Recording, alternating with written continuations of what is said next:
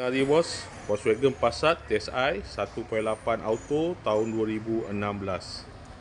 Kereta dah cantik, cat dah baru, condition semua okey, tak ada masalah. Kereta ni boleh loan bank, loan kredit dan loan kedai. Kalau nak beli cash pun boleh. Kalau berminat boleh datang kedai, tengok kereta, boleh test drive. Kereta ni accident free, boleh jalan jauh, tak ada masalah. Jom kita tengok bahagian dalam.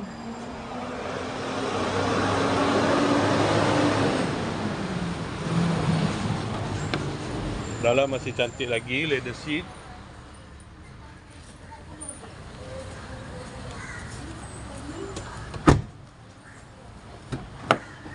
Kereta ni ada pedal shift, aircon semua okey lagi, aircon sejuk.